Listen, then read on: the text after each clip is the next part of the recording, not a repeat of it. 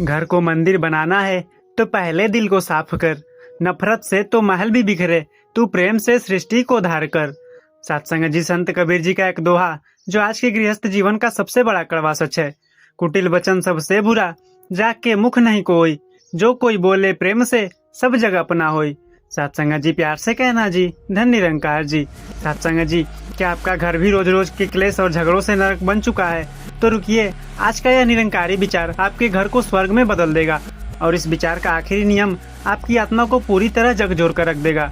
तो सत्संग जी, इस वीडियो में अंत तक जरूर बने रहें। सत्संग जी, एक उदाहरण है कि एक बार एक शिष्य ने बाबा हरदेव सिंह जी महाराज से पूछा, बाबा जी, मैं दिन रात भक्ति करता हूँ, सत्संग जाता हूँ, पर घर जाते ही क्लेश शुरू हो जाते हैं। सुखी गृहस्थ जीवन का असली राज क्या है? बाबा जी मुस्कुराए और बोले, चलो तुम्हें एक ऋषि के घर ले चलता हूँ। जब वे ऋषि के घर पहुँचे तो उन्होंने देखा कि ऋषि की पत्नी कुएं से पानी निकाल रही थी। ऋषि ने अचानक अपनी पत्नी से कहा, सुनो, दोपहर का समय है, पर मुझे अंधेरे में देखने के लिए लालटेन की जरूरत है। अगर कोई आम घर होता तो पत्नी तुरंत चिल्लाती, दोपहर में लालटेन? दिमाग खराब हो गया है क्या आपका? सूरज की रोशनी नहीं दिखती? पर उस ऋषि की पत्नी बिना एक शब्द बोले अंदर गई और लालटेन जलाकर ले आई। सत्संग जी, थोड़ी देर बाद ऋषि ने छत से कच्चा आम मांगा, पर पत्नी भूल से पका हुआ आम ले आई। ऋषि ने बिना गुस्सा किए मुस्कुराकर उसे खा लिया और पत्नी को दुआएं भी दी। शिष्य यह सब देखकर हैरान हो गया। उसने पूछा, बाबा जी, यह क्या था? पत्नी ने दोपहर में लालटेन दे दी और ऋषि ने कच्चे की जगह पका आम चुपचाप खा लिया। बाबा जी ने फरमाया, यही है सुखी गृहस्थ का सबसे बड़ा गुप्त नियम, समर्पण और अटूट विश्वास। ऋषि को पता था कि अगर पत्नी दोपहर में लालटेन लाई है तो जरूर अंदर कहीं अंधेरा होगा या उसे कोई चीज ढूंढनी होगी, और पत्नी को पता था कि अगर पति ने कच्चा मांगा और मैं पका लाई तो उन्होंने मेरी मेहनत का आदर किया, मुझ पर गुस्सा नहीं किया। तो सत्संग जी, निरंकारी मिशन कहता है, गृहस्थ जीवन एक रथ है। अगर एक पहिए गुस्से में गर्म हो तो दूसरे पहियों को ठंडक का काम करना पड़ेगा। अगर दोनों पहिए एक साथ गर्म हो गए तो गाड़ी का एक्सीडेंट होना तय है। सत्संग जी, हम रोज सतगुरु के आगे सिर झुकाते हैं, पर घर जाते ही अपना अहंकार बड़ा कर लेते हैं।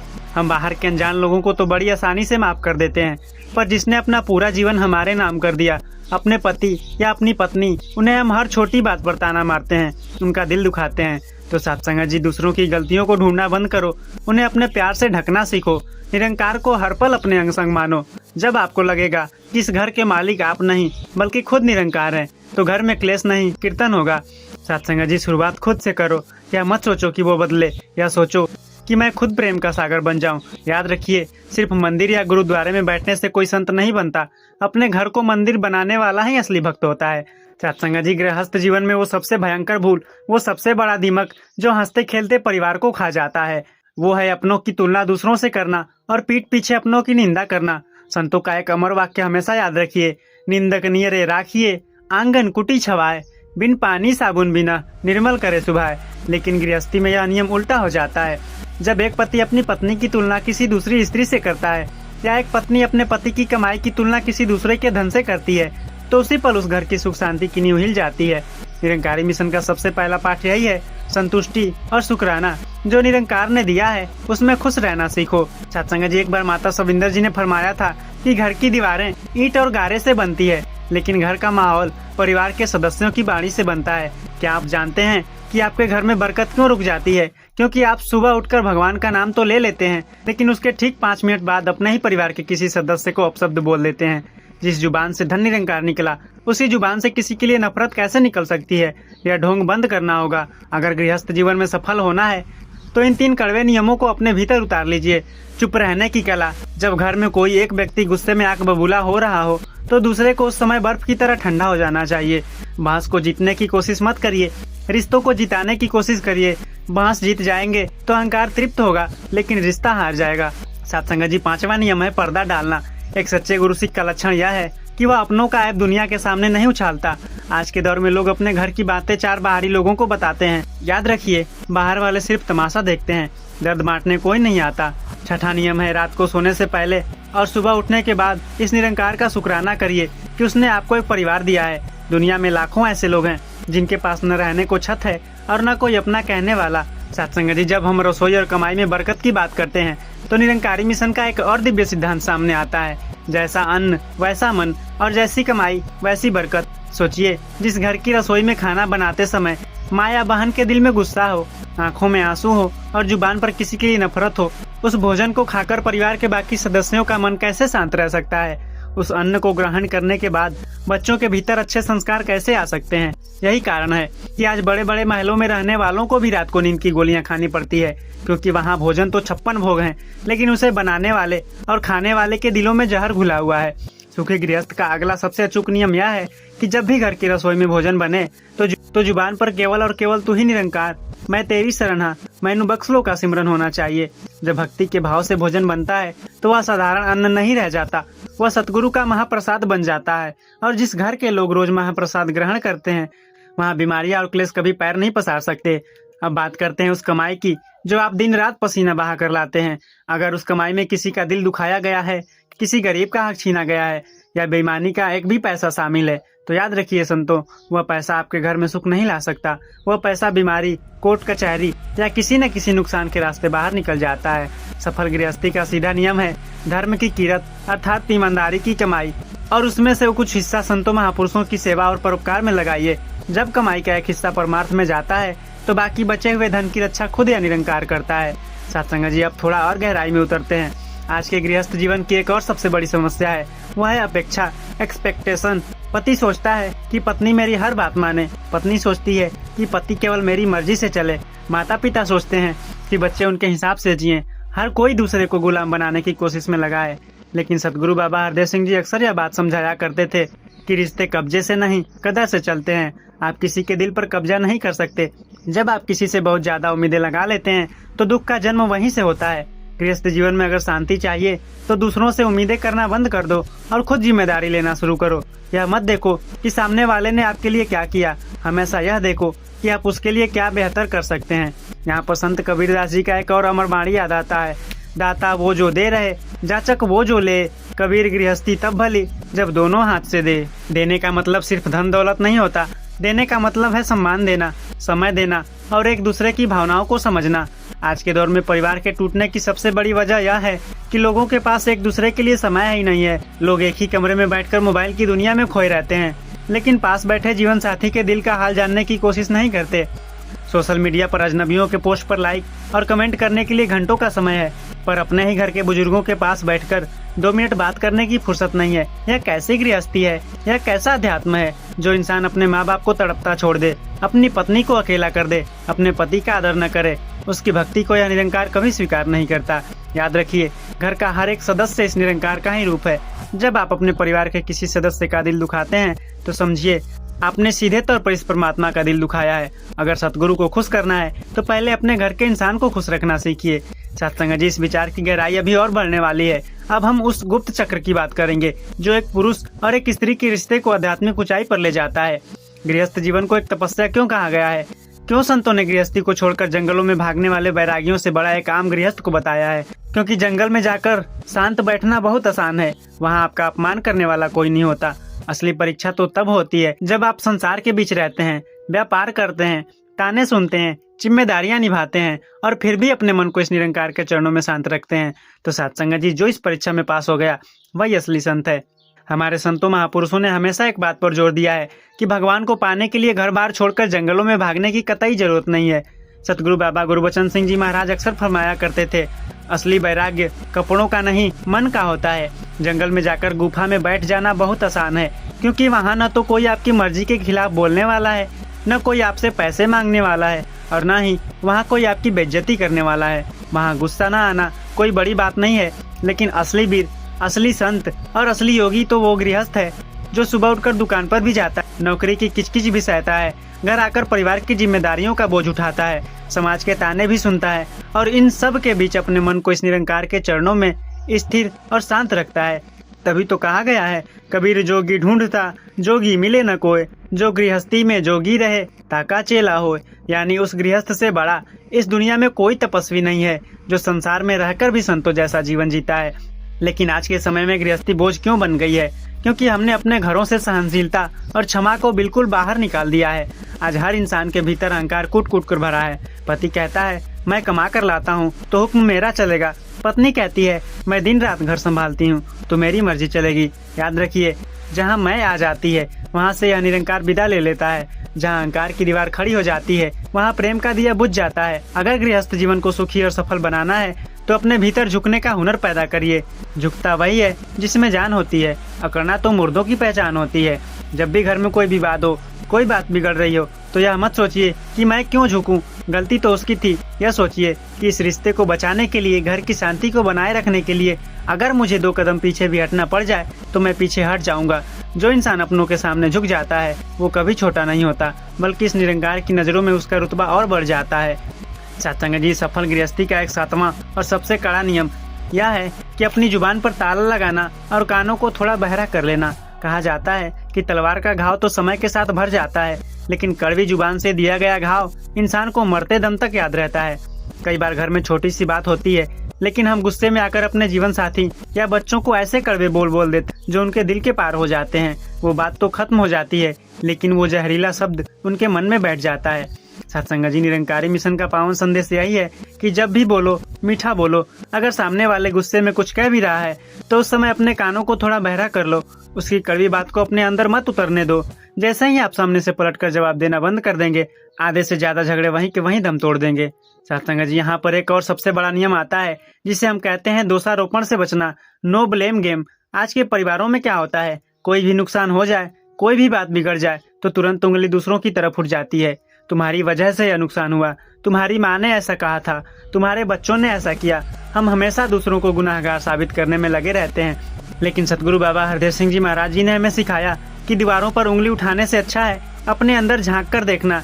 जब आप दूसरों पर उंगली उठाते हैं तो याद रखिए कि बाकी की 3 उंगलियां आपकी खुद की तरफ होती हैं। जिस दिन आप दूसरों को दोष देना बंद करके खुद की कमियों को सुधारना शुरू कर देंगे, उस दिन से आपके घर का वातावरण पूरा दिव्य हो जाएगा। सत्संग जी, अब इस विचार को उस गहराई पर ले चलते हैं जहाँ आपके बच्चों के भविष्य की बात आती है। आज हर माता पिता परेशान है कि उनके बच्चे उनकी बात नहीं सुनते। बच्चे संस्कारी नहीं है, वो दिन रात मोबाइल में खोए रहते हैं, आदर नहीं करते। लेकिन सत्संग जी, कभी ठंडे दिमाग से सोचिए कि बच्चों ने ये सब कहाँ से सीखा। बच्चे वो नहीं करते जो आप उन्हें करने को कहते हैं, बच्चे वो करते हैं जो आपको करते हुए देखते हैं। अगर आप खुद घर में दिन रात अपने माता पिता का अनादर करेंगे, अगर पति पत्नी आपस में गाली गलौज और झगड़ा करेंगे तो बच्चे भी वही सीखेंगे। आप उन्हें दुनिया के सबसे अच्छे स्कूल में भेज दें, लेकिन अगर घर का माहौल नफरत से भरा है तो बच्चे कभी संस्कारी नहीं बन सकते। अगर आप चाहते हैं कि आपकी संतान आपका नाम रोशन करे, समाज में सिर उठाकर जिए, तो सबसे पहले अपने घर को एक पाठशाला बनाइए। घर में ऐसा माहौल तैयार करिए जहाँ रोज सत्संग और सतगुरु की चर्चा हो, जहाँ बड़ों का आदर हो, जहाँ सुबह शाम सिमरन की आवाज गूंजे। जब बच्चे बचपन से ही घर में प्रेम और भक्ति का वातावरण देखेंगे तो उनके भीतर गलत संस्कार कभी प्रवेश ही नहीं कर पाएंगे। सत्संग जी, संसार में लोग सोचते हैं कि हम बाहर जाकर दुनिया को धोखा दे सकते हैं, अपने घर वालों से अपनी चालाकियां छुपा सकते हैं, लेकिन निरंकारी मिशन हमें हर पल याद दिलाता है कि यह जो अकाल पुरख, यह जो निरंकार है, यह हमारी हर एक धड़कन, हर एक सोच और हर एक नियत को साफ साफ देख रहा है। इससे कुछ भी छुपा हुआ नहीं है। सत्संग जी, एक बहुत ही सुंदर वाक्य है, जैसी नियत वैसी बरकत, जैसा कर्म वैसा फल, आज जो बोएगा बंदे वही काटेगा तू कल। सत्संग जी, जब आप अपने गृहस्थ जीवन में किसी भी रिश्ते के साथ छल करते हैं, चाहे वह पति हो, पत्नी हो या आपके बूढ़े माता पिता हो, तो आप केवल उस इंसान को धोखा नहीं दे रहे होते, आप अपनी खुद की किस्मत की जड़ों में कुल्हाड़ी मार रहे होते हैं। सत्संग जी, आज के समय में लोग बहुत चतुर बनने की कोशिश करते हैं। वो सोचते हैं कि थोड़ा सा झूठ बोलकर, थोड़ी सी हेरा फेरी करके या अपने जीवन साथी को नीचा दिखाकर वो जीत जाएंगे। लेकिन याद रखिए, इंसानों की अदालत में आप जीत सकते हैं, पर इस निरंकार की अदालत में जब फैसला होता है तो वहाँ कोई वकालत काम नहीं आती। वहाँ सिर्फ आपके कर्म और आपकी नियत ही देखी जाती है। तो सत्संग जी, आइए गृहस्थ जीवन को सफल बनाने वाले 8वें नियम की बात करते हैं, जिसे हमारे महापुरुषों ने तप और त्याग कहा है।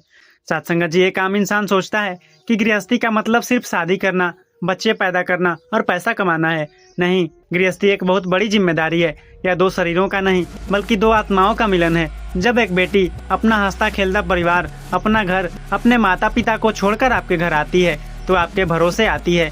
एक पुरुष का यह सबसे पहला धर्म है कि वह उस स्त्री को अपने घर में दासी नहीं बल्कि अपने घर की लक्ष्मी और मान सम्मान दे। और ठीक इसी तरह एक स्त्री का यह धर्म है कि वह उस नए परिवार को, उस पति के माता पिता को अपना समझे, उनकी सेवा करे। लेकिन आज के समय में अहंकार इतना बढ़ चुका है कि लोग त्याग करने को तैयार नहीं है। हर कोई सिर्फ लेना चाहता है, कोई देना नहीं चाहता। पति चाहता है कि मुझे सम्मान मिले, पत्नी चाहती है कि मुझे आज़ादी और सुख सुविधाएं मिले, लेकिन सतगुरु बाबा हरदेव सिंह जी महाराज हमेशा फरमाते थे, लेने वाले से देने वाला हमेशा बड़ा होता है। जब आप रिश्तों में सिर्फ उम्मीदें लगाना छोड़ देते हैं और यह सोचना शुरू करते हैं कि मैं इस परिवार को क्या दे सकता हूँ, तब आपका घर सचमुच एक स्वर्ग बन जाता है। अब आते हैं नवे नियम पर, जो आज के समय की सबसे बड़ी कड़वी सच्चाई है। धैर्य और संकट में एक दूसरे का साथ। जब घर में पैसा आ रहा हो, व्यापार अच्छा चल रहा हो, सेहत अच्छी हो, तब तो सब बहुत हंसते मुस्कुराते हैं और एक दूसरे से प्यार जताते हैं। लेकिन असली परीक्षा तब होती है जब गृहस्थी की गाड़ी पर संकट के बादल छाते हैं। जब व्यापार में घाटा हो जाए, नौकरी छूट जाए या घर का कोई सदस्य गंभीर रूप से बीमार हो जाए, उस समय जो पति पत्नी एक दूसरे का हाथ थामकर इस निरंकार पर अटूट विश्वास रखकर खड़े रहते हैं, उनकी गृहस्थी कभी नहीं बिखरती। साथ संगत जी, यहाँ पर संत नामदेव की एक बात याद आती है। उन्होंने कहा था, परमात्मा पर विश्वास रखने वाला का जहाज कभी डूबता नहीं है, चाहे लहर कितनी भी ऊंची क्यों न हो। तो साथ संगत जी, यदि आपके जीवन में आज तंगी है, परेशानियां हैं, तो घबराइए मत। अपने जीवन साथी पर चिल्लाने या उन्हें दोष देने के बजाय दोनों मिलकर इस निरंकार के चरणों में अरदास कीजिए। यह वक्त भी गुजर जाएगा। बुरा वक्त तो चला जाता है, लेकिन उस बुरे वक्त में आपने अपने परिवार के साथ कैसा व्यवहार किया, वो बातें जीवन भर के लिए याद रह जाती हैं। इसके बाद आता है 10वां नियम, संतोष और सादगी। आज के दौर में इंसानों की इच्छाएं कभी खत्म नहीं होती। पड़ोस वाले के पास बड़ी गाड़ी आ गई तो हमारे घर में क्लेश शुरू हो जाते हैं। किसी रिश्तेदार ने बड़ा मकान बना लिया तो हम अपने पति या पत्नी को ताना मारना शुरू कर देते हैं। इस अंधी दौड़ का कोई अंत नहीं है। आप जितना ज़्यादा भौतिक सुख सुविधाओं के पीछे भागेंगे, आपके घर की शांति उतनी ही दूर चली जाएगी। निरंकारी मिशन हमें सिखाता है शुक्राना। जो आपके पास है उसकी कदर कीजिए। इस संसार में करोड़ों लोग ऐसे हैं जो आज भूखे पेट सोए हैं, जिनके सर पर छत नहीं है। जब आप अपनी से नीचे वालों को देखेंगे तो आपके दिल में इस निरंकार के लिए शुक्राना पैदा होगा, और जिस दिन आपके दिल में शुक्राना आ गया, उस दिन आपके घर का दरिद्र और कलेश हमेशा हमेशा के लिए दूर हो जाएगा। सत्संग जी, यह विचार अभी और भी गहराई में जाने वाला है जब हम उस परम सत्य की बात करेंगे कि कैसे एक गृहस्थ इंसान अपने घर में रहते हुए ही मोक्ष की प्राप्ति कर सकता है, कैसे वह सतगुरु की असीम कृपा का पात्र बन सकता है। एक ऐसा नियम जो आपके जीवन के सारे पापों को धोकर पावन आत्मा बना देगा। सत्संग जी, अब इस विचार के उस गंतव्य पर आते हैं जहाँ गृहस्थ जीवन सीधे तौर पर मोक्ष और परम आनंद का मार्ग बन जाता है।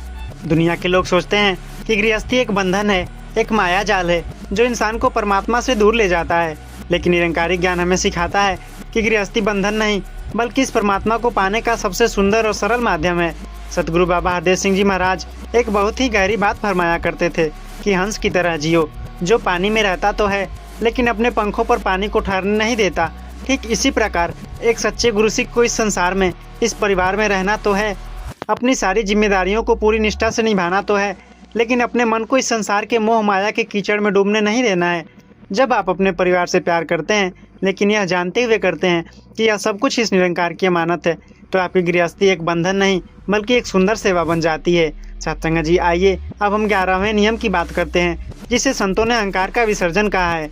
एक सफल और सुखी गृहस्थी में सबसे बड़ा रोड़ा अगर कोई है तो वो है मैंने यह घर बनाया, मैं कमा कर लाता हूँ, मेरी वजह से यह परिवार चल रहा है। सत्संग जी, याद रखिए, इस पूरे ब्रह्मांड को चलाने वाला यह अकाल पूरक, यह निरंकार है। हमारी क्या औकात है कि हम एक पत्ता भी ला सकें। जब इंसान के भीतर यह भ्रम आ जाता है कि सब कुछ मैं कर रहा हूँ, तो उसके घर की खुशियाँ समाप्त हो जाती हैं। जिस दिन आप अपने घर के दरवाजे पर बड़े बड़े अक्षरों में अपने नाम की तख्ती लगाने के बजाय अपने दिल के दरवाजे पर तो ही निरंकार लिख देंगे, उस दिन आपके घर से सारा क्लेश गायब हो जाएगा। जब आप अपनी हर सफलता का श्रेय इस सतगुरु को देने लगेंगे और अपनी हर मुश्किल को इसके चरणों में सौंप देंगे, तो आपके जीवन का बोझ हल्का हो जाएगा। फिर आपको चिंता नहीं होगी, क्योंकि आप जानते हैं कि आपकी नैया का खेवनहार खुद या परम पिता परमात्मा है। सत्संग जी, यहाँ पर संत तुकाराम जी का एक बहुत ही सुंदर प्रसंग याद आता है। उनसे किसी ने पूछा कि आपकी गृहस्थी इतनी शांत और आनंदमयी कैसे है, तो उन्होंने मुस्कुरा कर कहा था, क्योंकि मेरे घर में 2 राजा नहीं रहते, केवल एक ही राजा रहता है, मेरा विट्ठल अर्थात परमात्मा। आज हमारे घरों में हर कोई राजा बनना चाहता है। पति अपना हुक्म चलाना चाहता है, पत्नी अपनी जिद पूरी करना चाहती है, बच्चे अपनी मनमर्जी करना चाहते हैं। एक ही म्यान में जब इतनी सारे तलवारें होंगी तो टकराव होना तो तय है। अपने घर का राजा खुद बनने के बजाय इस निरंकार को अपने घर का मुखिया बना दें। जब भी घर में कोई बड़ा फैसला लेना हो तो यह सोचिए, क्या इस फैसले से मेरा सतगुरु खुश होगा? क्या यह फैसला निरंकारी सिद्धांतों के अनुकूल है? जिस दिन आपके घर का हर निर्णय इस कसौटी पर कसा जाने लगेगा, उस दिन आपके घर में कभी कोई गलत कदम नहीं उठेगा। अब आते हैं 12वें नियम पर, जो गृहस्थ जीवन की रीढ़ की हड्डी है, वाणी की मधुरता और कड़वाहट का त्याग। महापुरुषों ने हमेशा समझाया है कि शब्द ही इंसान को अपना बनाते हैं और शब्द ही इंसान को पराया कर देते हैं। जीभ में कोई हड्डी नहीं होती, लेकिन यह अच्छे भले रिश्ते की हड्डियां तोड़कर रख देती हैं। गृहस्थ जीवन में कई बार ऐसी परिस्थितियां आती हैं जब हमारा मूड खराब होता है, हम बाहर से थककर या परेशान होकर आते हैं और उसका पूरा गुस्सा हम अपने परिवार पर निकाल देते हैं। याद रखिए, आपका परिवार आपका पंचिंग बैग नहीं जिस पर आप अपना भड़ास निकाल सकें।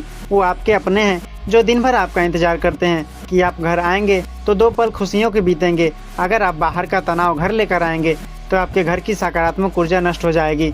अपनी जुबान को हमेशा मिश्री की तरह मीठा रखिए। जब भी घर में प्रवेश करें तो सारे तनाव को दरवाजे के बाहर छोड़कर एक मुस्कुराता हुआ चेहरा लेकर अंदर आएं। आपकी एक छोटी सी मुस्कान आपके पूरे परिवार की दिन भर की थकान को मिटा सकती है। सत्संग जी, इस विचार का प्रभाव अभी थमा नहीं है।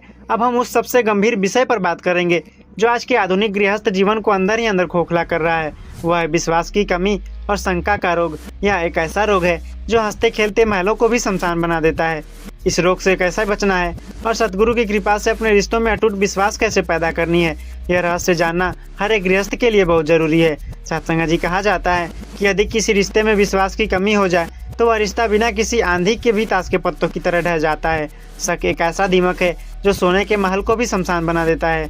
आज के इस दौर में लोग अपने जीवन साथी की हर बात पर, उनके फोन पर, उनकी हर हरकत पर शक करने लगते हैं। सतगुरु बाबा हरदेव सिंह जी महाराज अक्सर समझाया करते थे कि जहाँ प्रेम होता है वहाँ शक की कोई गुंजाइश नहीं होती, और जहाँ शक आ जाए वहाँ से प्रेम और परमात्मा दोनों विदा ले लेते हैं। यदि आपको अपने गृहस्थ जीवन को सफल बनाना है तो 13वां नियम गांठ बांध लीजिए। अपने रिश्ते में पारदर्शिता और अटूट विश्वास रखना। एक दूसरे से कोई बात मत छुपाइए। जब आप दोनों के बीच कोई पर्दा नहीं होगा तो संसार की कोई भी ताकत आपके बीच गलतफहमी पैदा नहीं कर सकती। यहाँ पर हमारे संतों का एक और परम पावन सिद्धांत काम आता है, क्षमा की शक्ति। यह गृहस्थ जीवन का 14वां नियम है। इस दुनिया में ऐसा कोई इंसान नहीं जिससे कभी कोई गलती नहीं हो। पति से भी गलती हो सकती है, पत्नी से भी हो सकती है, लेकिन एक सच्चे गुरु सिख का लक्षण क्या है? वह सामने वाले की गलती को पकड़कर नहीं बैठता, बल्कि उसे दिल से क्षमा कर देता है। अक्सर घरों में क्या होता है, कोई पुरानी बात जो आज से 5 साल पहले हुई थी उससे आज भी किसी न किसी झगड़े में बीच में खींच लाया जाता है।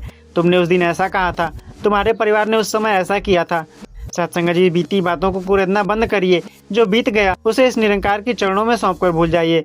यदि आप पुरानी कड़वाहट को अपने दिल में दबाकर रखेंगे तो नया प्यार और नई खुशियाँ आपके दिल में जगह कैसे बनाएंगी। जैसे हम हर रोज अपने घर की सफाई करते हैं, कचरे को बाहर फेंकते हैं, ठीक वैसे ही अपने दिल की भी रोज सफाई करिए। किसी ने कोई कड़वी बात कह दी तो उसे दिल में मत रखिए, उसे क्षमा करिए और आगे बढ़िए। सत्संग जी, अब आते हैं 15वें नियम पर, जो आज के समय की सबसे बड़ी मांग है, अहंकार रहित संवाद। आज के परिवारों में बातचीत तो होती है, लेकिन वह बातचीत नहीं बल्कि एक दूसरे पर चिल्लाना और खुद को सही साबित करना होता है। जब भी कोई समस्या आए तो चिल्लाने के बजाय दोनों एक साथ बैठिए, शांत मन से बात करिए। जब आप शांत मन से निरंकार को हाजिर नाजिर मानकर बात करेंगे तो बड़े से बड़े मसले का हल चुटकियों में निकल जाएगा। सत्संग जी, बाइबल में एक बहुत सुंदर बात कही गई है और निरंकारी मिशन भी यही कहता है, धीमी और मीठी आवाज़ गुस्से को शांत कर देती है, लेकिन कड़वे शब्द आग में घी डालने का काम करते हैं। अपने घर की आवाज़ को कभी ऊंचा मत करिए। जिस घर में चिल्लाने की आवाज़ बाहर जाने लगती है उस घर की बरकत और लक्ष्मी रूठ कर चली जाती है। सत्संग जी, इसके बाद आता है 16वां नियम, बुजुर्गों का आशीर्वाद। आज के आधुनिक गृहस्थ जीवन की एक बहुत बड़ी त्रासदी यह है कि लोग अपनी एक नई दुनिया बसाना चाहते हैं और अपने बूढ़े माता पिता को बोझ समझने लगते हैं। याद रखिए, जिस घर में बुजुर्ग रोते हैं, जहाँ माता पिता की आंखों में आंसू होते हैं, उस घर में आप कितनी भी पूजा पाठ कर लें, कितने भी संतों को बुला लें, कभी सुख शांति नहीं आ सकती। बुजुर्ग उस पेड़ की तरह होते हैं जो भले ही फल ना दें, लेकिन उनकी ठंडी छाँव पूरे परिवार को धूप और संकट से बचा कर रखती है। उनके पास बैठिए, उनके तजुर्बों से सीखिए, उनके चरणों की धूल अपने माथे पर लगाइए। उनकी दुआओं में वो ताकत है जो आपकी सोई हुई तकदीर को बदल सकती है। सत्संग जी, यह विचार अभी और आगे बढ़ रहा है। अब हम उस रहस्य की बात करेंगे कि कैसे संसार के सारे सुख साधन होने के बाद भी इंसान अंदर से खाली रह जाता है, और कैसे केवल इस निरंकार के एक सिमरन से पूरा घर दिव्य प्रकाश से भर जाता है। एक ऐसी आध्यात्मिक शक्ति जो आपके घर के हर कोने को पवित्र कर देगी। सत्संग जी, अक्सर लोग मुझसे पूछते हैं कि सब कुछ तो कर लिया, मीठा भी बोल लिए, बुजुर्गों की सेवा भी कर ली, ईमानदारी की कमाई भी घर ले आए, फिर भी मन में वो ठहराव, वो असीम शांति क्यों नहीं आती जो संतों के चेहरे पर दिखाई देती है। तो सत्संग जी, इसका उत्तर निरंकारी मिशन के 17वें नियम में छुपा है, जिसे कहते हैं संसार में रहना लेकिन संसार का मन में ना होना। सत्संग जी, एक बहुत ही सुंदर और दिल को झकझोर देने वाली बात हमारे महापुरुष अक्सर दोहराते हैं। लगा लो दिल प्रभु से तुम, ये दुनिया आनी जानी है, यहाँ जो कुछ भी दिखता है वो सब पानी का बुलबुला है। सत्संग जी, आज की इंसान की सबसे बड़ी भूल यह है कि वो अपने इस किराए के मकान को, अपने इस 4 दिन के परिवार को अपना पक्का ठिकाना मान बैठता है। वो भूल जाता है कि एक न एक दिन यह सब कुछ यहीं छूट जाना है। जब इंसान के भीतर यह मोह हद से ज्यादा बढ़ जाता है तो डर, चिंता और क्लेश का जन्म होता है। पति को चिंता है कि पत्नी कहीं रूठ न जाए, पत्नी को डर है कि पति की सेहत को कुछ हो ना जाए, माता पिता को फिक्र है कि बच्चों का भविष्य क्या होगा। हम हर पल एक अनजाने डर में जी रहे हैं। लेकिन जिस दिन आप इस 18वें नियम को समझ लेते हैं कि यह परिवार, यह धन दौलत, यह शरीर मेरा नहीं है बल्कि इस निरंकार की दी हुई एक सुंदर अमानत है, उसी पल आपके दिल से सारा डर गायब हो जाता है। जब आप अपने जीवन साथी को केवल अपनी पत्नी या पति नहीं देखते बल्कि उनके भीतर बैठे इस निरंकार के रूप को देखते हैं तो आपका रिश्ता वासना और स्वार्थ से ऊपर उठकर एक दिव्य इबादत बन जाता है। फिर आप उनकी सेवा स्वार्थ के लिए नहीं करते बल्कि आप इस परमात्मा की पूजा समझकर करते हैं। सत्संग जी, आइए अब उस 19वें नियम की बात करते हैं जो आपके घर के वातावरण को पूरी तरह बदल कर रख देगा। नियमित सत्संग और सिमरन। कहा जाता है कि जैसे लोगों को अगर हवा और पानी में खुला छोड़ दिया जाए तो उसमें जंग लग जाता है, ठीक उसी तरह अगर हम इस संसार की चकाचौंध, बुराइयों और चालाकियों के बीच रोज जिएंगे तो हमारे मन पर भी संसार की गंदगी का जंग लगना तय है। इस जंग को साफ करने का केवल एक ही तरीका है, सत्संग का साबुन और सिमरन का पानी। जैसे घर के लोग हफ्ते में कम से कम एक बार संतों महापुरुषों के संग बैठते हैं, सतगुरु के वचनों को सुनते हैं, उस घर के लोगों की सोच कभी संकीर्ण नहीं हो सकती। और जिस घर में रोज सुबह शाम पूरा परिवार एक साथ बैठकर हाथ जोड़कर इस निरंकार का पावन मंत्र पढ़ता है तो ही निरंकार मैं तेरी शरण हा मैनू बख्श लो, वहाँ की नकारात्मक ऊर्जा भाग खड़ी होती है। सिमरन में वो चुंबकीय शक्ति है जो बिखरते हुए दिलों को एक धागे में पिरो देती है। सत्संग जी, इसके बाद आता है 20वां नियम, अपेक्षा रहित सेवा। गृहस्थ जीवन में दुखों का सबसे बड़ा कारण यह है कि हम हर रिश्ते के पीछे एक व्यापार छुपा कर रखते हैं। मैंने तुम्हारे लिए इतना त्याग किया तो तुम मेरे लिए क्या कर रहे हो? मैंने तुम्हें जन्म दिया, पाल पोस कर बड़ा किया, तो अब तुम मेरी सेवा क्यों नहीं कर रहे? सत्संग जी, रिश्तों में व्यापार करना बंद कीजिए। जहाँ व्यापार होता है वहाँ प्रेम मर जाता है। सतगुरु माता सुदीक्षा जी महाराज हमेशा समझाती हैं कि सेवा वही प्रमाण है जो बिना किसी शर्त और बिना किसी दिखावे के की जाए। अपने परिवार के लिए जो कुछ भी करिए उसे अपना कर्तव्य समझकर करिए, इस निरंकार की सेवा समझकर करिए। जब आप बिना किसी बदले की उम्मीद के अपनों की कदर करेंगे तो यह निरंकार आपके जीवन को ऐसे सुखों से भर देगा जिसकी आपने कभी कल्पना भी नहीं की होगी। सत्संग जी, संसार में जितने भी दुख हैं, जितने भी क्लेश हैं, उनकी जड़ केवल एक ही बात में है कि जो हमारे जीवन में हो रहा है हम उसे स्वीकार नहीं कर पाते। जब हमारी मर्जी के खिलाफ कुछ होता है तो हम इस निरंकार से शिकायत करने लगते हैं, अपने भाग्य को कोसने लगते हैं और उसका गुस्सा अपने परिवार पर निकालने लगते हैं। लेकिन बाबा हरदेव सिंह जी महाराज अक्सर एक बहुत ही सुंदर बात समझाया करते थे कि जो गुरु की रजा में जीता है वो कभी दुखी नहीं होता, क्योंकि वो जानता है कि जो सतगुरु कर रहा है उसमें ही उसका भला है। सत्संग जी, जब आपके जीवन में कोई तंगी आए, कोई बीमारी आए या कोई ऐसी परिस्थिति आ जाए जो आपके अनुकूल ना हो तो उस समय घबराने या अपनों पर चिल्लाने के बजाय शांत होकर इस निरंकार के चरणों में सिर झुका दीजिए और कहिए, हे सच्चे बादशाह, यह परिस्थिति भी तेरी दी हुई है, इसमें भी कोई न कोई भलाई छुपी होगी। मुझे बस इतनी शक्ति दो कि मैं इस परीक्षा में पास हो जाऊं। जिस दिन आपके भीतर का यह स्वीकार भाव आ गया उस दिन दुनिया का कोई भी संकट आपके चेहरे की मुस्कान नहीं छीन पाएगा। तो सत्संग जी, आइए अब 22वें नियम की बात करते हैं जिसे कहते हैं क्षमा मांगना और अपनी गलती स्वीकार करना।